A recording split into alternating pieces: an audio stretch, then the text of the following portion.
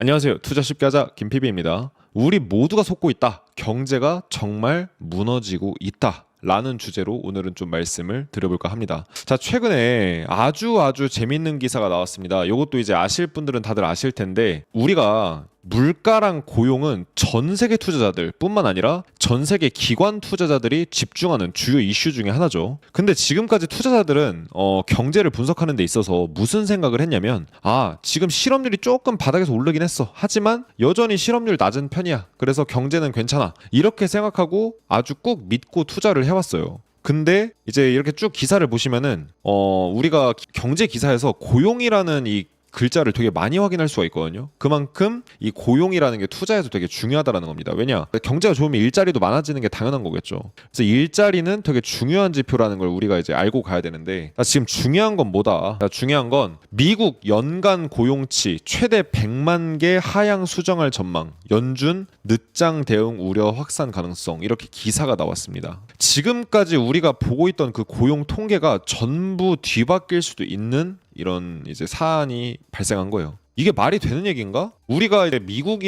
주식에 투자하고 미국 경제를 지켜보고 하는 건 미국에 대한 기본적인 신뢰가 있어서요. 데이터를 명확하고 투명하게 공개할 거다. 근데 지금 이 이슈 때문에 8일 연속으로 나스닥이 상승을 하다가 결국 하루 동안 약조정이 발생했어요. 어제 시장에서. 그래서 결국 약보합세로 마감을 했는데, 이 부분에 대해서 오늘은 좀 자세히 알아보고, 그 다음에 미국 경제, 중국 경제까지 싹 다 지금 이제 살펴볼 겁니다. 미국 고용지표 훨씬 심각, 수정치 발표 앞두고서 시장 공포. 고금리 장기 여파 속에서 미국 일자리 수가 정부가 당초 예상했던 것보다 훨씬 느리게 증가하고 있었다는 분석이 나왔다. 그러니까 지난 연도에 일자리가 요만큼 늘었다고 했는데, 알고 보니까 이제 데이터를 조금 더 자세히 들여다보니까 요만큼은 사실 없는 일자리였다. 이렇게 얘기를 하는 거예요, 지금.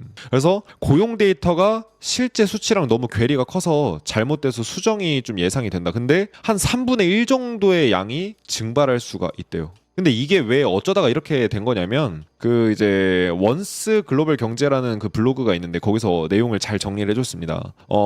8월 21일 현지 시간 기준으로 노동통계국이 발표하는 잠정 벤치마크 수정치는 조만간 이제 수정돼서 발표를 할 예정인데, 원래 이 BLS가 이제 매월 발표하는 고용 보고서에는 비농업 취업자 수 이런 이제 데이터들이 나온대요. 그래서 이제 1년 동안 쭉 집계를 한 다음에 이제 그 1년간의 데이터를 잠정 수정치를 다시 발표하는 식으로 이제 쭉쭉쭉쭉 발표하다가 1년치를 다시 묶어서 이제 수정치를 발표하는 식으로 이렇게 좀 이루어지나 봐요. 근데 요 발표가 BLS가 발표하는 이 벤치마크 수정치가 있고, 그 다음에 QCEW라는 게 있는데, 요거 두 가지를 동시에 봐야 된다고 합니다. 우리 지금 투자자들은 이것만 보고 있었어요. 이것만. 비농업 취업자 수. 근데 이걸로는 우리가 고용이 매우 좋다, 이렇게 우리가 지금 이제 판단해 왔는데, 사실 요 지표를 통해서 이제 어떤 크로스 체크를 해서 수정을 했을 때 지금 상당히 고용 상황이 안 좋을 수가 있다, 우리가 생각한 것보다. 그래서 요 QCW가 사실 실제로는 제일 정확한 지표인데, 이 데이터를 수집하고 처리하는 시간이 걸려서 1년에 한 번씩 이렇게 수정치를 발표를 하나 봐요. 근데 자, 지금부터 중요한 거 말씀드릴게요. 자, 그러면은 이렇게 요번에 고용 지표가 격차가 발생했던 원인이 뭐냐? BLS의 창업 폐업 모델이기 때문이다. 지금 현재 고용 지수를 발표하는 데 있어서 창업 폐업 모델이라는, 이 BLS가 창업 폐업 모델이라는 걸 쓴대요. 그래가지고 경제가 급격하게 변화할 때 이 추적이 좀 늦는데요. 그러니까 경제가 좋아졌다가 갑자기 나빠지는 시기가 오면서 일자리가 갑자기 증발해 버리잖아요. 그럼 이거를 추적을 단기간에 못 한다고 합니다. 이거를 훨씬 나중에서야 알 수 있대요. 근데 그걸 우리가 지금 알게 된 거죠, 어떻게 보면. 그래서 현재 상당한 수준으로 과대평가되었을 거다, 고용시장이. 그래서 이 전문가들의 의견이 있고, 실제로 요거는 수치에 이제 어떤 차이는 조금 있을지 몰라도 공통적으로 지금 JP모건부터 해서 많은 이제 금융기관들이 이 고용시장이 이만큼 이제 고용이 나왔다고 발표했는데 실제로는 얼마 안 될 수 있다, 이렇게 발표가 나올 예정이라고 합니다. 그래서 실제로 고용시장은 생각보다 많이 안 좋을 수 있다. 그래서 현재 비농업 취업자 수 증가세를 상당히 과대평가하고 있을 가능성이 높다, 이렇게 지금, 높다는 게 아니라 거의 지금 기정사실화 돼 있는 상황이에요. 근데 우리가 포인트를 가져가야 되는 건 이겁니다. 경제가 급변하거나 전환점에 있을 때 이 모델은 고용시장을 정확히 반영하지 못할 수 있다, 이렇게 얘기를 하는데 실제로 그래요. 보면은 2003년부터 현재까지 쭉 데이터를 살펴보면은 요 노란색 지표는 우리가 이제 지금까지 추적해왔던 비농업 고용자 수 지표, 창업 회원 모델 지표고요. 요 흰색 선은 QCEW라는 지표래요. 그래서 요게 좀 더 정확하대요. 근데 요 지표로 봤을 때는 이미 고용 시장이 빠르게 냉각이 되어가고 있었는데 지금 일반적으로 우리가 고용 시장에서 통계를 확인할 수 있는 지표는 어떻습니까? 고용이 마치 유지되고 있는 것처럼 이렇게 나타나고 있습니다. 그래서 이제 데이터가 지금 왜곡되고 있다는 거죠. 실제 고용은 많이 악화되고 있는데 여전히 고용이 괜찮은 것처럼 이런 느낌으로 이제 지금 지표들이 나오고 있다는 겁니다. 그래서 경제가 급격하게 변화할 때 이 지표가 왜곡이 발생한다 하는데 그게 지금일지도 모르겠다. 이런 이제 우리가 힌트를 받을 수 있는 이런 상황이라는 거죠. 그래서 실제로 미국의 설문조사 자료를 보게 되면 이건 이제 굉장히 이제 신뢰도가 높은 설문 이제 조사 자료인데 이런 말이 있어요. 이웃이 직장을 잃게 되면 그건 경제 침체고 너가 직장을 잃게 되면 그거는 경제 불황이다. 그러니까 불황이라는 게 좀 더 심각한 이제 단어잖아요. 경제가 요만큼 무너지는 게 아니라 이만큼 무너지는 게 이제 불황이라고 볼 수 있겠는데 너가 직장 잃으면 불황이야. 이런 얘기가 있습니다. 근데 앞으로 4개월 내에 직장을 잃을 것 같다라고 대답한 사람이 2014년 이래 최고치 수준까지 왔습니다. 10년 만에 이 정도 수준까지 오른 적은 처음이라고 보시면 돼요. 그러니까 글로벌 금융위기가 있었을 때나 코로나 쇼크 있었을 때만큼 수준으로 지금 사람들이 실직에 대해서 우려를 하고 있습니다. 뉴욕 연준 자료죠. 그래서 실제 고용시장 분위기가 우리가 보고 있던 데이터보다 훨씬 안 좋을 수도 있다라고 이렇게 이제 힌트를 주는 이런 느낌이라고 보시면 될 것 같아요. 그리고 요 지표가 사실은 제일 중요한데 실업자 1인당 이제 1인당 구인 공고수 이렇게 좀 이제 보시면은 괜찮을 것 같은데 좀 정확히 말씀드리자면 실업자 1인당 구인 공고수 그러니까 실업자 수랑 구인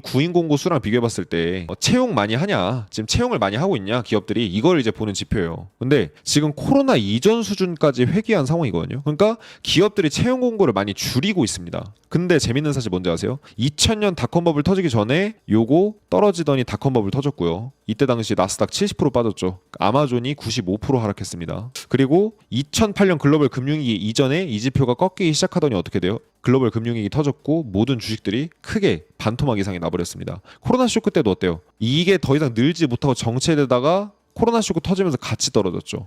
근데 지금 어떻습니까? 고점에서 아주 빠른 추세로 급락하고 있는 상황입니다. 즉 기업들이 채용을 급격하게 줄이고 있다는 거예요. 근데 이 구인구직 사이트의 어떤 비즈니스 모델의 특성상 이제 기업들이 게시물을 좀 더 오랫동안 유지하고 채용 공고를 많이 오랫동안 올려놔야 더 많은 이익을 낼 수 있대요. 사업 구조상. 그래서 최대한 게시글을 내리지 않도록 장려를 하는 이런 상황인데 원래 그렇대요. 근데 현재 구인 공고를 올려놨던 거를 내리지 말라고 지금 기업들한테 호소를 하고 있는 정도 수준까지 왔다고 합니다. 그러니까 실제로는 구인 공고가 훨씬 더 많이 줄어들 수 있는데 지금 구인 공고 그러니까 우리나라로 치면 사람인이나 뭐 아니면 인크루트 같은 데겠죠. 근데 이제 그런 데에서 지금 이제 채용 공고 내리지 마라 이렇게 좀 호소를 하고 있대요. 그 정도로 이제 지금 좀 어려운 상황이래요. 노동시장이. 그래서 강력한 경제 침체 암시 신호 중에 하나가 아닌가 이게 좀 우리가 이렇게 살펴볼 수가 있어요. 왜냐? 늘 경제 위기가 오기 전에는 채용 공고부터 줄었거든요. 근데 지금은 아직까지는 과거에 비해서 높은 수준은 맞아요. 하지만 굉장히 빠르게 떨어지고 있다. 이미 코로나 수준 당시까지 코로나 터지기 직전 수준까지 지금 복귀한 상황이다. 자, 근데 미국뿐만 그런 게 아닙니다. 지금 중국도 비슷한 일이 있었는데 2023년 작년에 통계 최적화라는 핑계거리로 실업률 발표를 중단해버린 적이 있어요. 아예 실업률 발표를 그냥 데이터 자체를 없애버렸어요. 발표 안 할게 이러고 중단시켜버린 거예요. 청년 실업률이라는 지표가 있었는데 요거를 이제 중국에서 청년 실업이 워낙에 심각하다 보니까 요게 데이터가 계속 나오니까 어떻게 돼요? 경제가 지금 굉장히 이제 불안정하다는 걸 지금 외부에다 공개하는 수준이나 다름이 없잖아요. 거의 자랑하고 광고하는 수준이에요. 그러다 보니까 어떻게 됩니까? 청년 실업률 발표를 아예 중단해버렸어요. 그래서 전문가들은 뭐라고 보냐면 중국이 실업률이 너무 심각하게 나오니까 원래 있던 통계도 조작하는 국가인데 뭐 내던 통계 그냥 아예 없애버리는 것도 가능한 얘기다. 그래서 너무 실업률이 안 좋게 나오니까 중단시킨 것 같다 이렇게 전문가들이 얘기했는데 그 이후에 어떻게 됐냐? 기사를 보시게 되면 중국 당국이 청년 실업률 발표를 재개했어요. 집계 방식을 바꿔서 재개를 했는데 어때요? 청년 실업이 오히려 여전히 심각한 상황이다. 그리고 청년 실업률이 심지어 더 증가하고 있어요.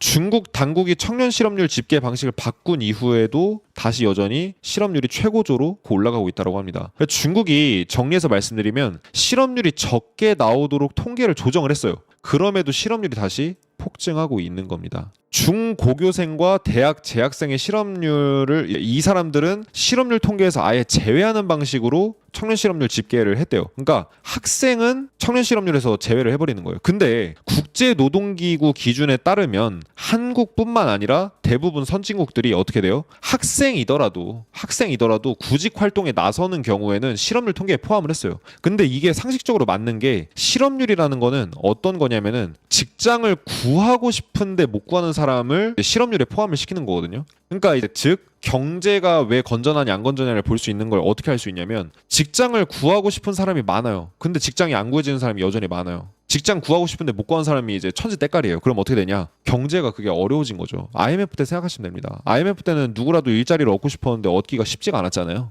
그러니까 그래서 실업률이라는 거는 구직하는데 직장을 못 구한 사람들이 많아지면 많아질수록 실업률은 높아지게 됩니다. 그래서 학생이더라도 구직 활동에 나서면 어때요? 실업률 통계에 당연히 포함해야죠. 청년 실업률에 포함을 해야죠. 근데 그걸 없애버렸다는 거예요. 그런데도 불구하고 청년 실업률이 어마어마하게 높게 나오고 있다. 그래서 G2 국가인 미국 그리고 중국 현재 지금 노동시장 분위기가 그다지 좋지 않다라는 겁니다. 게다가 이제 뒤에서 제가 말씀드리겠지만 미국 경제 상황이 진짜 좀 심각해요.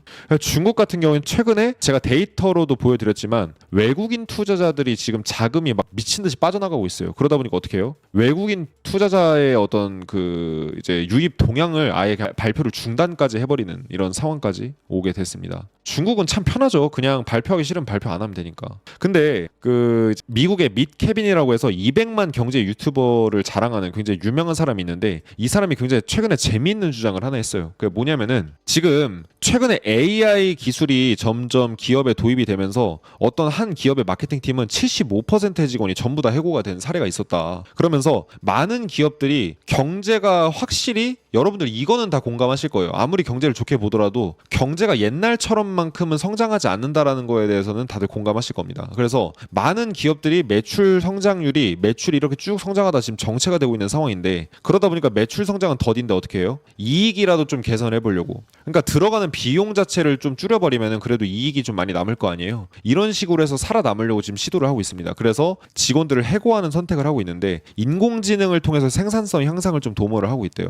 그래서 아직은 제한적이긴 한데 기술 발전이 가속화될수록 지금 실업이 조금 더 늘어날 수 있다 이런 얘기를 해오고 있습니다. 근데 제가 관련된 데이터를 보게 되면은 좀 이제 고용뿐만 아니라 지금 또 놀라운 데이터가 하나 있어서 좀 말씀드리려고 하는데 현재 신용카드 부도율이 1991년 이래로 현재까지 30년 동안의 데이터를 봤을 때 역사적으로 최고 수준까지 도달한 상황입니다. 코로나 쇼크, 금융위기, 닷컴 버블, 1990년대 경제 침체 때 당시보다도 지금이 훨씬 더 높은 상황이에요. 즉 신용카드를 썼다가 못 갚은 사람들이 굉장히 빠르게 늘어나고 있다는 겁니다. 30년 만에 최대 수준이에요.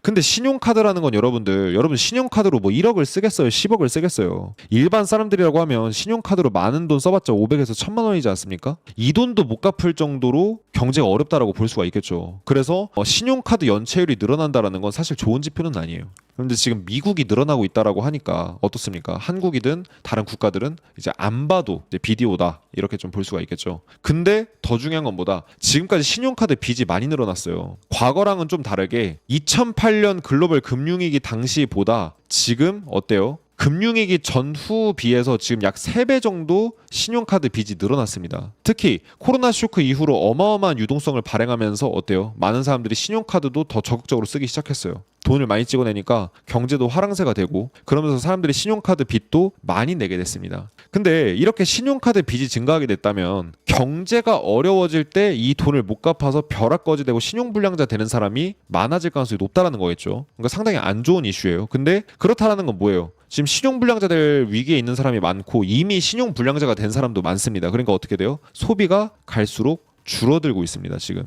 그러면은 사람들이 돈을 안 쓰면 어떻게 돼요? 기업들 매출이 급감하죠. 물건을 사줘야 기업들 매출도 나오는데 이제 소비자들이 소비를 안 하니까 어때요? 기업들의 매출이 감소를 합니다. 그러면서 기업의 가치, 기업의 내재 가치가 악화되게 되고 그러면은 주가에도 악영향을 받을 수 있게 되는 이런 상황이 오게 될 수가 있는 겁니다. 그래서 일단 그리고 또 중요한 거는 코로나 때 당시에 돈을 많이 찍어내가지고 많은 사람들이 이제 통장에다 돈도 넣고 투자도 하고 돈도 벌고 했잖아요. 그 초과 저축이 이제 전부 소멸이 된 상황이에요. 그러다 보니까 이제는 사람들이 정말 길거리에 나앉게 되기 직전인 사람들이 되게 많다. 근데 반대로 어떻다? 저축률은 오히려 더 감소를 해서 지금 마이너스인 상황입니다. 1940년 이래로 굉장히 오랜 시간 동안의 데이터를 보게 됐을 때 현재만큼 이렇게 저축률이 낮았던 적이 없어요. 글로벌 금융위기 이래로 처음 있는 일입니다. 모두가 지금 저축을 못하고 오히려 소득보다도 더 많이 지출을 하고 있어요. 100만 원 벌면 그중에 20만 원을 돈을 쓰고 20만 원은 빚을 지고 있는, 그러면서 신용카드 막 쓰고 뭐 마이너스 통장 쓰고 했는데